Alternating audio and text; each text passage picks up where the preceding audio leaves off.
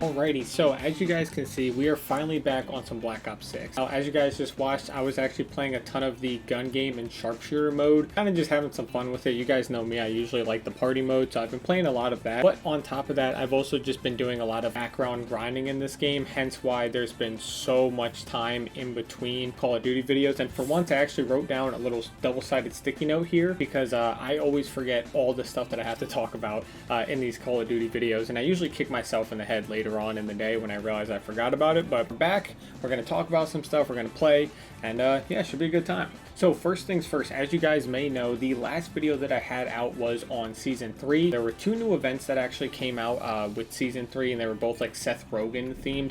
I missed both of those because I just truthfully didn't really care too much about the events, and I thought the grind was not worth the rewards at all. But another event that did come out during that season was the Call of Duty Endowment event, which after you completed a certain amount of challenges that wasn't just XP based, you actually unlocked this blueprint right here. So not the craziest blueprint we've ever seen, but I like that it just has a simple, nice, moving, animated camo. This kind of reminds me of what we would see in Modern Warfare 3, and even though the events in this game I feel are a little bit lackluster in comparison to Modern Warfare 3, this did kind of feel like a Modern Warfare 3 event where you completed challenges and you got a cool gun. I really wish it was a camo instead, but for an Amos, variant, not too bad. And of course, the Call of Duty Endowment thing always goes to a great cause, so any amount of exposure I think is awesome. But moving past Season 3, I know I only had one video kind of in the entire span of it, but we are actually on Season 4 now. So obviously with Season 4, we got some new stuff. We got a new battle pass, some cool skins. I think Stitch came back from Call of Duty Cold War. We also wound up getting some new guns like the LC-10 and I believe the FAMAS as well. On top of new weapons and new skins, we also get the Ballerina event, which I believe is the new movie coming out featured in the John Wick universe. I don't really know what time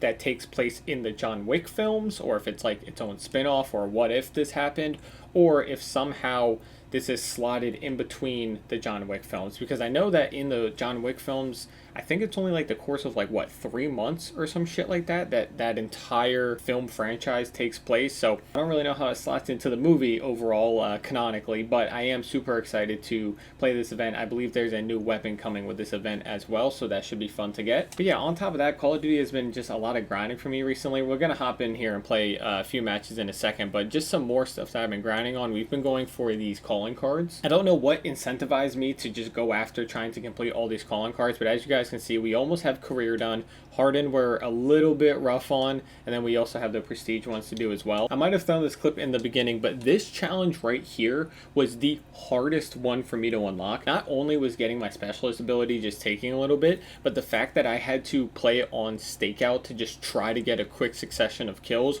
was impossible. I don't know how I got 5. You guys can see me probably emote at the end of that clip. I was going crazy because, dude, this calling card was insanity. I don't ever want to do this again. But on top of that, there's some other calling cards in there, like using the sleeper agent, field upgrade, and stuff like that. So I've been doing those in the background on top of just grinding for camos and trying to unlock all the new weapons. Because I've been so behind on Call of Duty, I actually haven't been able to unlock the weapons in the battle pass, so that super sucks, but we're kind of just slowly but surely doing it in the background. I've just had a lot more fun with streaming recently, hence why I haven't been uploading too many Call of Duty videos. Yeah, with that being said, let's just hop into some sharpshooter here. I don't know how casual I can really talk during this, but I'm going to try it anyway. This game mode is pretty intense, kind of like banging your head against the wall, but we'll give it a try. I know I mentioned streaming earlier, so I'll talk about some other news in video game, I guess, media going on right now. Elden Ring Night Rain came out, I believe, about a week ago now. Looks super cool. I know a lot of people are iffy and up in the air about it. It's definitely a weaker FromSoft game from what I've heard, but I haven't played it personally myself, and I hope that,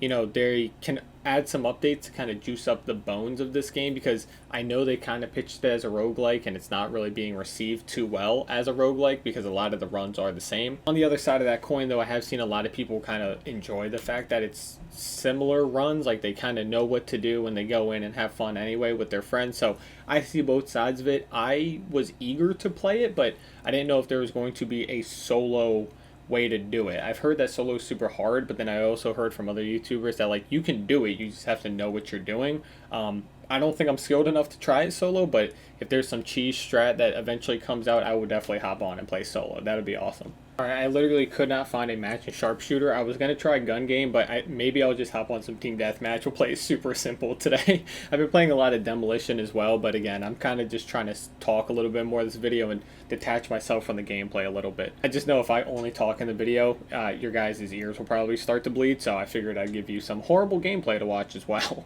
Alright, it looks like we're hopping into some derelict here. I think I'm still grinding the SOG. I'm just going through and trying to get headshots in order to get enough XP to actually unlock the other guns that are in the armory. So that's the game plan going into this. Again, I'm not expecting much. I'm just trying to play a little bit in the background. In other Call of Duty news, I know that Warzone actually got a pretty substantial update with Season 4 coming out. I don't know how like balancing things work or if there were anything like to note about balancing, but I do know that they dropped a big 50v50 game mode that kind of feels like Battlefield. I think they divided the points of interest on the maps into kind of like large scale multiplayer maps, which is really cool. I think it's a pretty good idea. It definitely taps into like, I guess, a section of Warzone that adds for a little more replayability without feeling like you wasted 40 minutes all because, you know, you died like super early or you died super late to some cheese. With that being said though, my friend Whirly Boy or Trevor was playing with some of our other homies over on the 50v50 game mode, and he found a lobby where almost the entire enemy team was just AFK,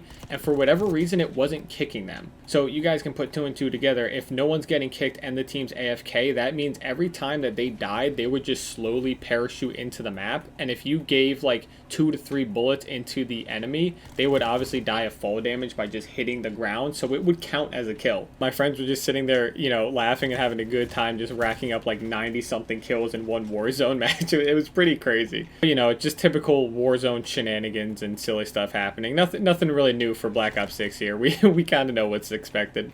Another thing that was actually pretty expected was XDefiant shutting down. I don't think I ever talked about it, but we knew XDefiant wasn't in too hot of a spot throughout the entire course of its life. This dude's saying camp harder. Who is he talking about? No one on our team is camping. They're all running around. So today was actually the unfaithful day, you know, the day of reckoning for XDefiant. It's actually getting shut down tonight. I debated on making a video on it, but I was already so bad at XDefiant, and I really didn't feel like re-downloading it, to be completely honest. So rips out there for XDefiant. You know, I think its greatest feature was the fact that it just didn't have skill-based matchmaking. I wish it was more successful to maybe push developers into saying, hey, let's maybe try to add no skill-based matchmaking, but it is what it is, man. You know, gone too soon, some would say. But yeah, other than that, I'm kind of in a really happy... Oh, he's continuing to talk in chat, so I guess we figured out who who was the one camping. But yeah, overall, in terms of gaming, I'm actually pretty excited with where I'm at. I've been streaming a lot more and not making too many videos. Not that I don't want to make videos, but I feel like live streaming is just a lot better to go through the games that I'm going through rather than making videos. I think definitely for my next Souls playthrough, I might wind up making it videos and not just one long stream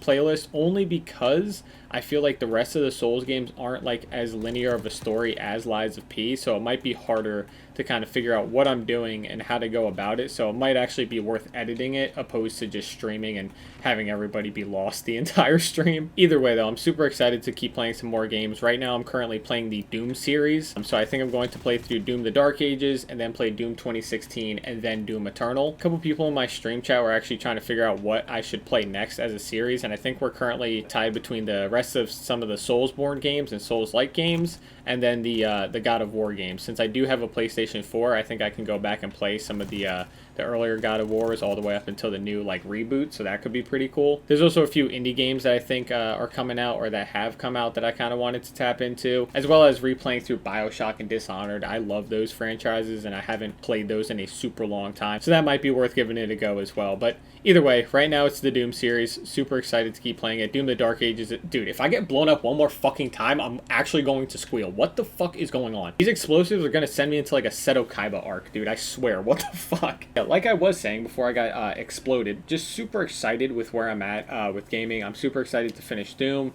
and then we'll have to figure out what to do after that. But overall, super hyped for gaming. Call of Duty has just been a grind. I guess I could probably stream myself grinding Call of Duty, but I really don't know how many people would actually like to tune in because it's pretty mind-numbing. It's very much just stakeout 24/7, rotting my brain for hours, but we'll see. Either way though, we got a little bit to look forward to here with the new Ballerina event. I'll definitely make a video on that. The events just with this game haven't been too hyped for me, especially because you don't really get a camo at the end of it, which I loved. I think Modern Warfare 3 and Sledgehammer did an amazing job with the events, kind of keeping people engaged. This game is still good with the events, but I just don't feel as strong of a connection as I did back in Modern Warfare 3, and I think it's because you don't get camos. One last thing I'll mention, I forgot, I wrote it on my sticky note. They actually wound up adding a feature to Black Ops 6 that they said they were going to add at launch, and it just never came out till Season 4. If you go into your gun to customize it, you actually have an option here in Customize for skins now. So what this does is you can actually apply skins from other blueprints that you own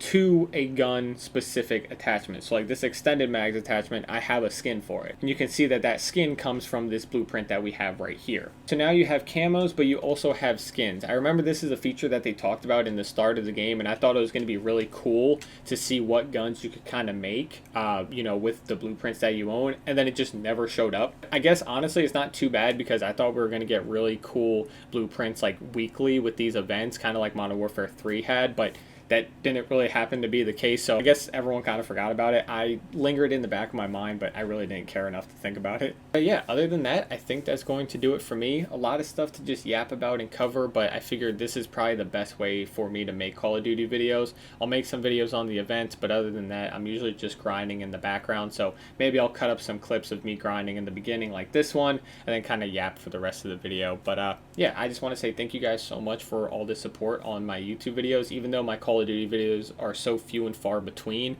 they always get a ton of support. Even on my live streams recently, I've had I think like 2 or 3 new subscribers in the past couple of streams, and just the chat interaction has been amazing. We have consistent people showing up every stream, and it means a lot, honestly. I can literally play whatever on stream and people are still showing up, which is super cool. But yeah, again, just thank you guys so much for all the support, and I'll catch you in the next one. Peace.